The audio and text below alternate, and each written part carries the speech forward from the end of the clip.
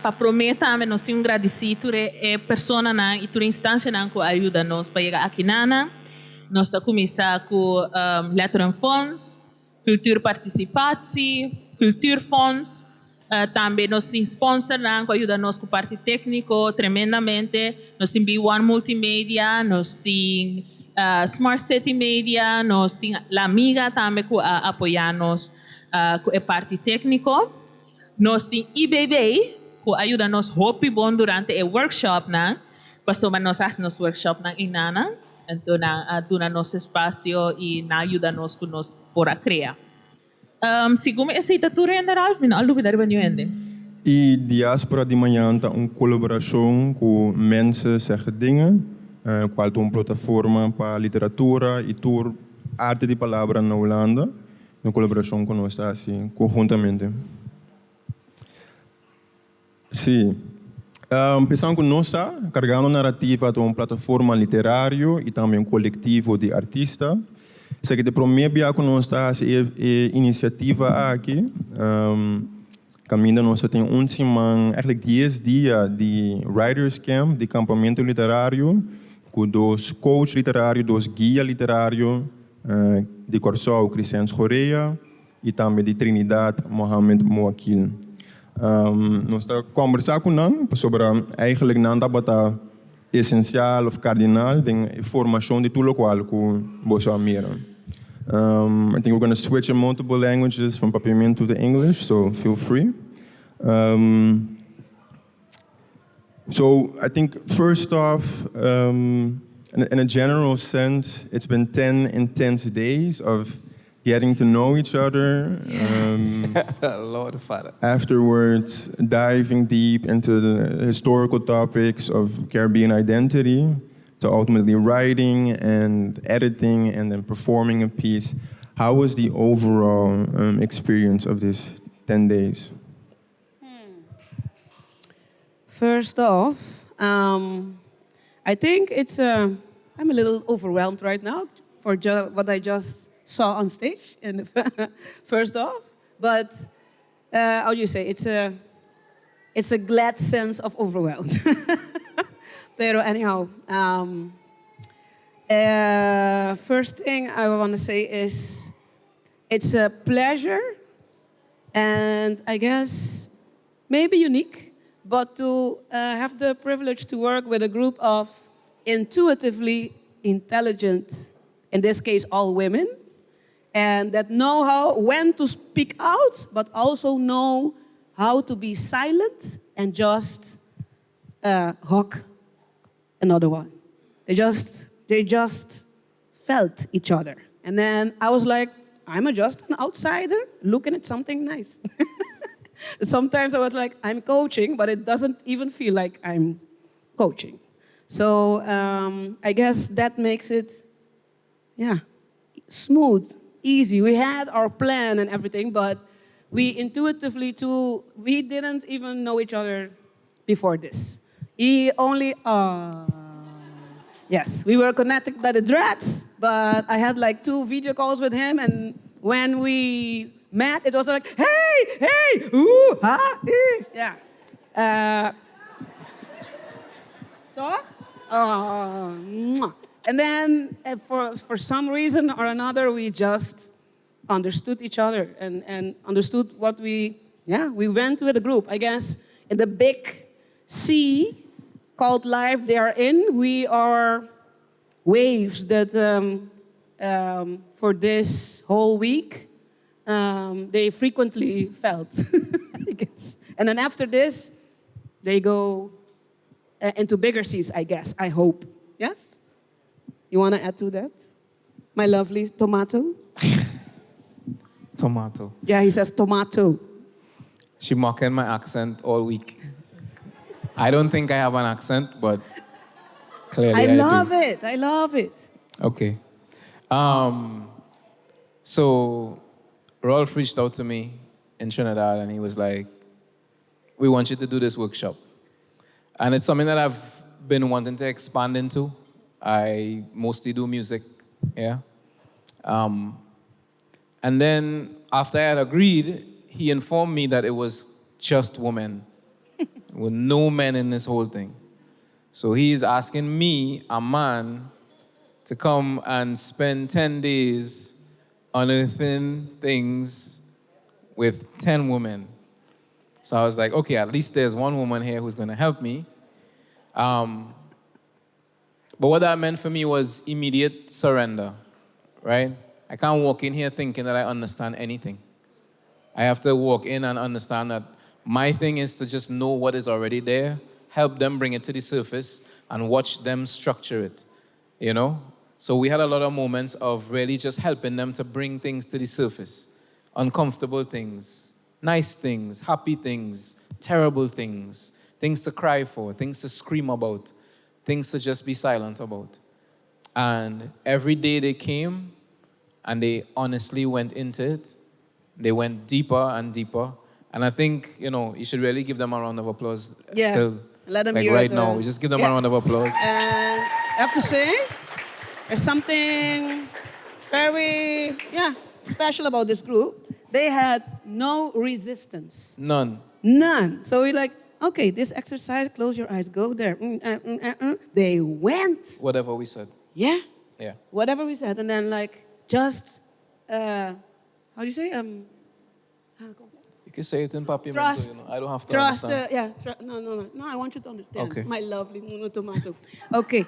They just trusted us. I mean, I don't know if they knew who we were or not, but they trusted the process. And that's, it sounds easy, but it's not. And the way they went with it, I'm like, I guess you saw the result tonight. So, and that's very nice. It's very, very, very, very, very great. I'm very grateful for that.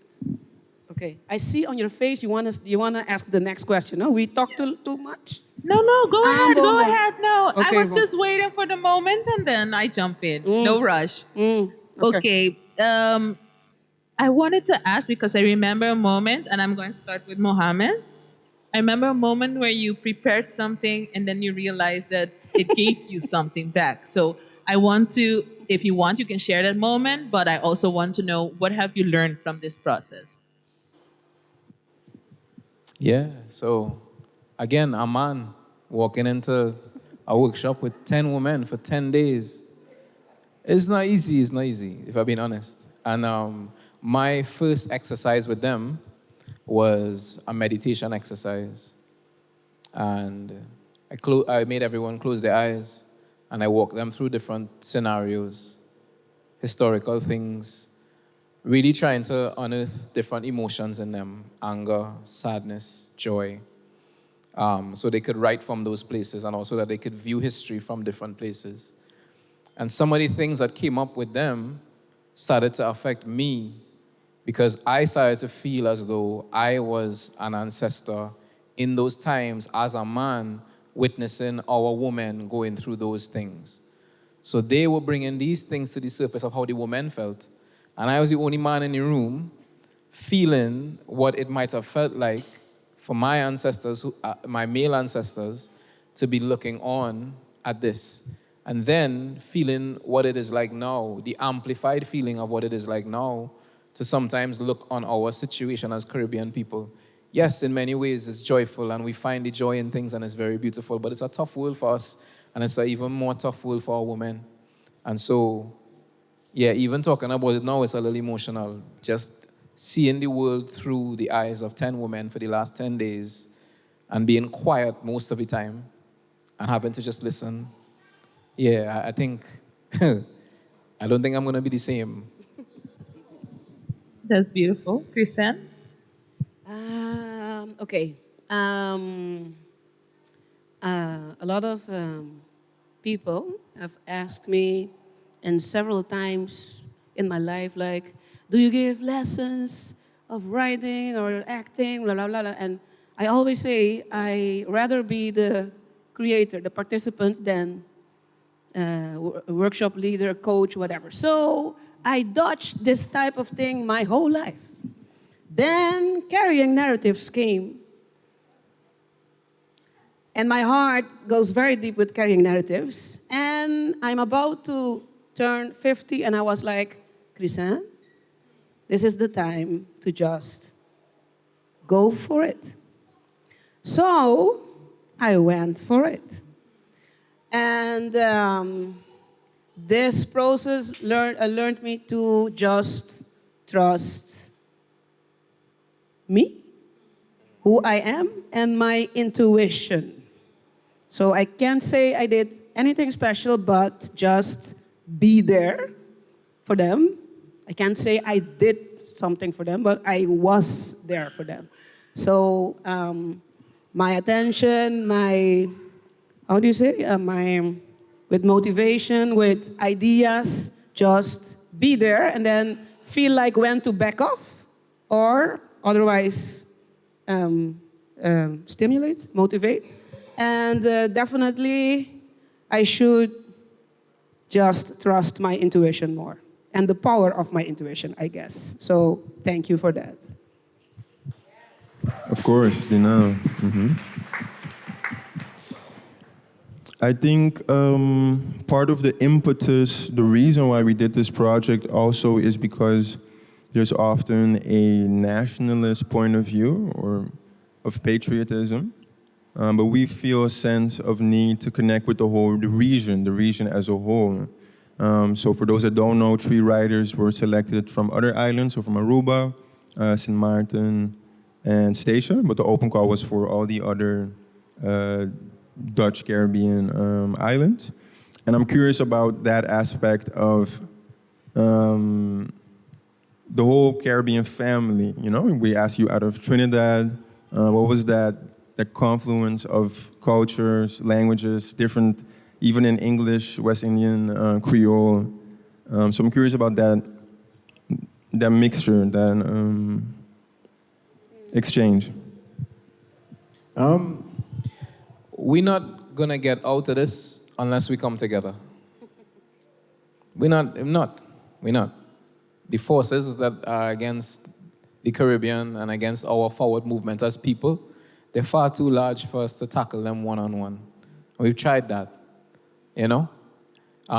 Language is a major barrier, but it's not a barrier we can't overcome. Because after a while, even though I didn't speak the language, I felt like I was understanding everything. I could feel it. I was there, I was present, you know? And I started picking up bits of it. You give me 3 more weeks here. You will be dancing tambo. Give me 3 more weeks, you know? Give me 3 more weeks. I mean, the bakery down the road already knows my breakfast, right? I was walking down there and I walk in and he's like, hey, pan con queso. Only your breakfast, you didn't teach him more, no? Nah, it's okay. my breakfast. Don't give too much too soon. So in a way, I felt like I left home and I came home and they were speaking a different language in my house, but I didn't really go anywhere. And I think more of us need to move around and realize that we're feeling the same things, we are going through the same things, we feel the same way about our colonizers, we have the same ideas, mostly the same ideals, but there's a final barrier to overcome, a few. One of them is language. One of them is the way that we think about each other. We have all these stories and all these narratives in our heads about who we are as people. But I didn't see anybody that was anything different from me. I didn't taste any food here was different than anything I eat home. You know, I've seen my grandfather walking down the street here. I've seen my grandmother. I've seen my sisters and my brothers. You know, I think experiences like this, we need more of them because we won't get out of this unless we come together. Mm-hmm. Yeah, I second what he said. And one small additional comment. I felt immediately like, I know we are the ex-Antilles, but still the islands, the people of the islands, they definitely feel connected. So that is without a doubt. And if I'm very, very, very, very honest, it felt in the first place as a community of human beings, women, but human beings wanting to connect with each other. That's the first thing. And then the Caribbean aspect was there. They're all women by coincidence, but it was pretty much, and I told them, I like, when I published my first book, I just turned 40. And by then, there was this community of writers, etc., very known, about above 60 and older, and then a younger group. But then, for the group of 35, 45, I was lost. When I brought out my book, I was like, okay, hi. I felt I didn't have a community. I didn't have a support system, writer system, and I'm like, I hope they never lose contact with each other. This community connection they have is just so precious, and so I hope, yes, they don't lose it. It's something,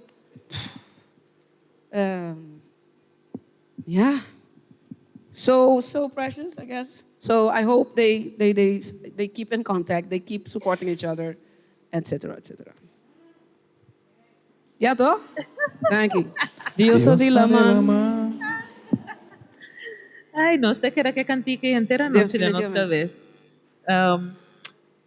There's also, as writers, there's your own melody, cadence, and rhythm when you write, when you perform.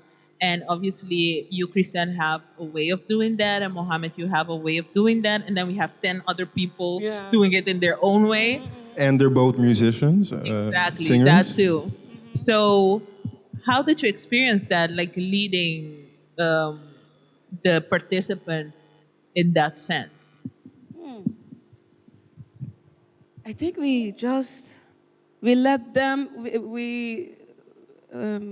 I don't think we were very careful with that, in the sense of we didn't bring in the first place melodies of us. We just waited and see, right, to what they bring up, and then tune it up if necessary.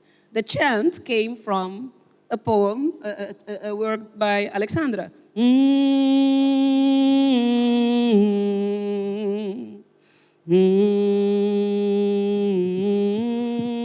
So she brought it up in her own way, and then we just tweaked it a little bit, but it came from her. So we didn't impose our rhythms, but we made it, how do you say, clear, or for them that it's possible to have that and add that to their work. So, yeah. Yeah. Teaching and learning are both exercises in humility. The teacher has to be humble, the one who is placed in the position to be the teacher, right? Who is called the teacher in the moment, or the coach or whatever. They have to be humble, because you can't receive anything from somebody who is not humble. You won't want anything from them. Yep. And it's like, okay, I don't want that. And then the person who is listening, who may be coming from a place where they are also a teacher, they now have to be humble to know that there might be something in this moment. So both parties have to come in with a level of humility and know that the roles will reverse themselves all the time. Okay, I was brought to be a coach, but in this moment, I'm listening. Yeah. I'm getting everything here. Thank you very much. Yeah. And in another moment, it's the other way around. Yeah. And that was so easy with this group of people. Yes. There was nobody who was trying to be in charge of the group, even those who were actually in charge of the group. Everyone was listening, and we really allowed them. True. And it was a joy to work with Christian in that sense as well, because I know a lot of people who, once they get put into a position of teaching, they become very heavy-handed. This is how I do things. Okay, but no one learns from you that way. And, you know, we were able to work with them, and they put this together themselves. Honestly, it felt like, all right, well, what do I do here? Yeah. You just observe, Precisely. and you just say, okay, maybe a little bit like this, maybe a little more like this. But they did it themselves, and it was beautiful to watch and to be a part of. Yeah. Yeah, definitely. I was also curious about, even though it's titled Diaspora of Tomorrow with a look forward, there's of course this reality of you have to look back to know where you're from, to know where you want to go. We also had Mario Kleinmoeder, who spoke a lot about history and the artist's role to reinterpret history. And I'm curious of how that came forward, because a lot of them have pieces reflecting on their own personal ancestors. You gave a specific exercise to write about their for grandmother. So I'm asking about that aspect of critical fabulation, about using your pen to write the silent history. I think I must give a lot of credit to that lecture, because I saw, and you can trace it back in some of the pieces, the effect that information had on them, especially the aspect of cultural Caribbean. So not the Caribbean, the geographical borders of the Caribbean, but culturally it's broader than that. And also what you call the super culture and the pop culture. The politically correct, what you should be, and the raw part there beneath, where how do you say, where you can be what you are, when you are what you want to be. And the most powerful thing he said at the end, was the most powerful person to tell a story, not his story or her story or their story, is the artist. And that stuck with them the whole week. So we just had to remember them. You are unique and you have the power. And so just use it. So I guess Amira, she has the power too. Precisely. So, and yeah, that empowered them even more, definitely. So, yeah, that was crucial, I guess. And I couldn't have done it better than Mario, I guess. So that was, yes, an eye-opener, and it made a path for them to walk on, to start walking on. Because this process was very fast. I mean, after the second day already, they had to start and choose and work on pieces and thinking about, okay, the presentation, etc. It's not easy. And when you're creating, you want to be free, toch? To create on your time, on your pace, etc. But now, they had that, but they didn't, because there was a deadline. So, no, I'm very impressed about how they internalize that. I guess they will keep internalizing that, because it's not something you get in 2 seconds and then what they created along the way.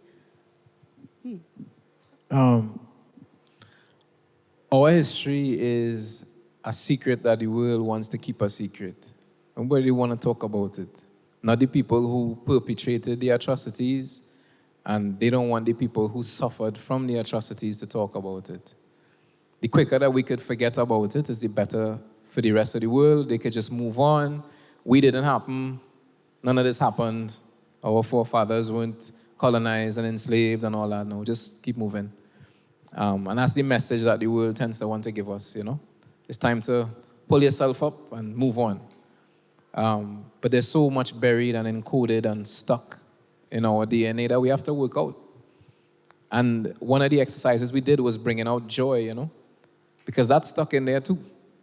A lot of joy and a lot of tradition and people who held that joy, you know. And so digging through the past is for us often not a pleasurable thing, but it can be if we remember that there were people that fought to keep the joy. And that was one of the nicest exercises for me that I had to go through with them, where I made them remember, you know, I made them conjure image. Matter of fact, you know what? You'll close your eyes. Let's just do this real quick. Just close your eyes. All right. Thank you for trusting me, first of all. I just want you to, in your head, see your grandmother.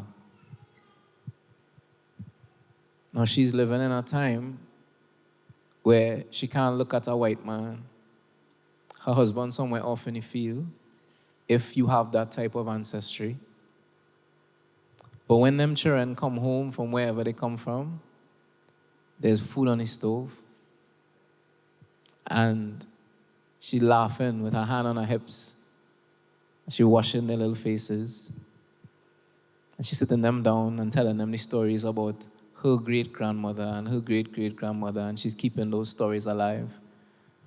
And in the evening, when it's time for the children to go to bed, she and the other women are sitting down around the little fire, and they're laughing and telling the stories, and they're saying prayers to their God about a better time. And right now, you and I are sitting in a better time that they prayed about. So how beautiful is it that they kept that joy even in that time and passed it down to us? That's something you could keep with you for the rest of the night, maybe the rest of your life.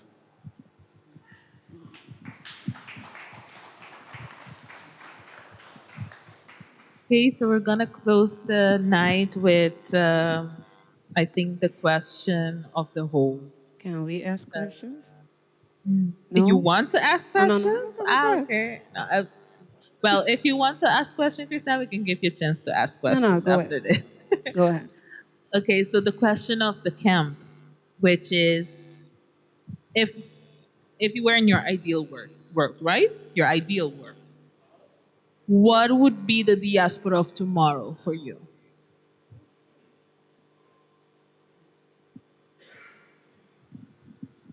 Unity. One people,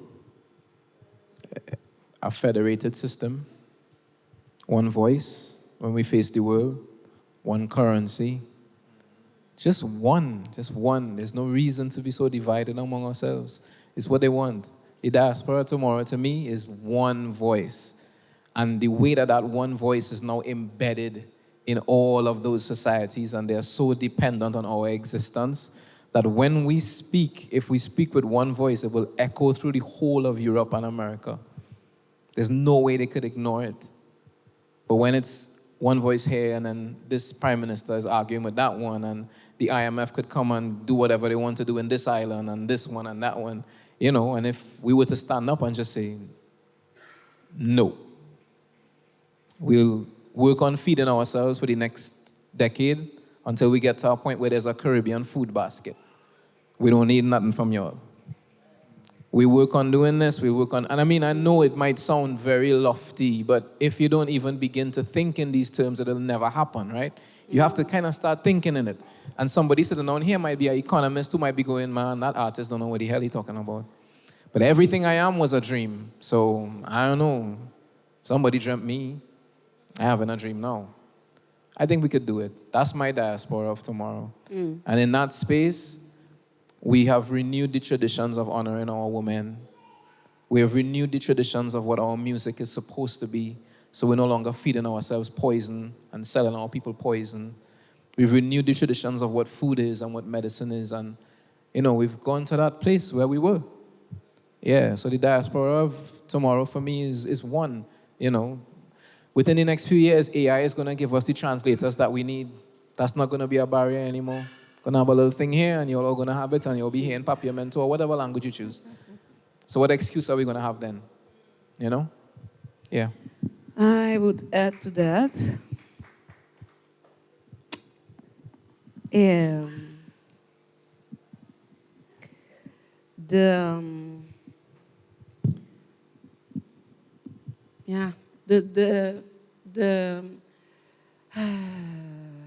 my ideal world, diaspora of tomorrow, we would know for sure, we would trust that there's space, there's, I guess, love, there's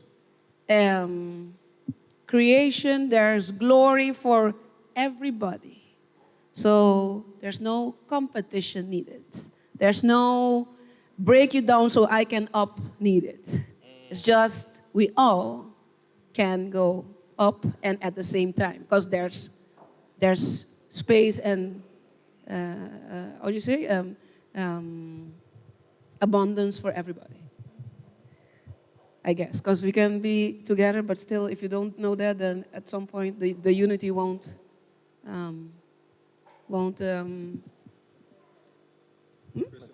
materialize. Yeah. That's why they have artists. That's what we're here for. Precisely.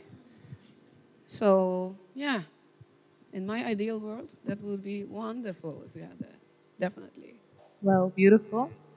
So then I thank you one more time for being here today. And I need to thank our team because we thanked everybody, Yeah, but we true. didn't thank ourselves. So Ralph, please an applause for Ralph. In Pesueli, we have Alejandra. Over here. Andres, can I get lights? Jaimito, where are you? Jaimito is over there. Okay. And our own technician, in-house technician, Hector. This is carrying narratives. Okay. Then we need to thank Mensen Zeggen Dingen Huda. Can you please stand up, say hi to the people? Tamar, also from Mensen Zeggen Dingen. And then we have the rest of the people who help with the show. Andres on lights and sound. We have 3 cameramen. And we have Camila, who's also doing our social media. I don't know if she's still here. And last but not least, our coaches. I have a question. Yeah. I have a question. Okay. Okay. Because this writers camp is a first for career narratives, right? So, okay, you chose 2 coaches, me, Mohammed from Trinidad and Tobago. You didn't know how it would work out. How did you experience what you saw? You're an insider bar standing outside. So what did you see and how did you experience that? Did it become what you expected? Less? More? I don't know. Okay. I had a moment. Well, first of all, I trust completely in everyone. Like I trusted the girls, I trust the coaches, I trust the team, I trust everybody. So I was not worried at all in that sense. But I was very impressed by the ladies because at some point we were even early on the schedule. Like I think 2 days before we had to have like something almost done written, they already had it. And I was like, wow, okay, this is amazing. And like Christiane and Mohammed said, they just were there and they just let it happen organically. And I think that was beautiful to see how, and I think the ladies also felt very comfortable and safe. So I think it was, for me, this was a success. I'm very, very happy with everything that happened during the camp. Yeah. Seguro? Boa pergunta. I think you're talking about intuition. Of course, you do the research necessary. So I spent hours and hours looking at Mohammed's poetry work and, of course, revisiting your work. But I think it is ultimately an intuitive calculation. What I think, to me, is even more beautiful and the highlight in some ways, which it always is in a collaborative process, is some of the moments behind the curtain. And I think a lot of those conversations that were either intellectual, almost anthropological, talking about identity and indigenous heritage. But I think also a lot of those personal breakthroughs, the intimacy within the group. And I think in some ways that's what's priceless. That's what I think is in a lot of ways the thing that's irreplaceable. Yeah. Okay, so this writers camp is gonna for sure keep being part of the carrying narrative of tomorrow. We hope so, with the help of a lot of people and sponsors and everyone who's coming to see the show. We hope that it will hope so happen too. again. Give them a very big applause. Carrying narratives, cargando narrativa, and from the bottom of my heart, thank you so much for challenging me with this. And I just couldn't say no to you. You're in my heart. We love so yeah, you. and thank you so much. Thank you very much. Yes. Thank you. Thank you.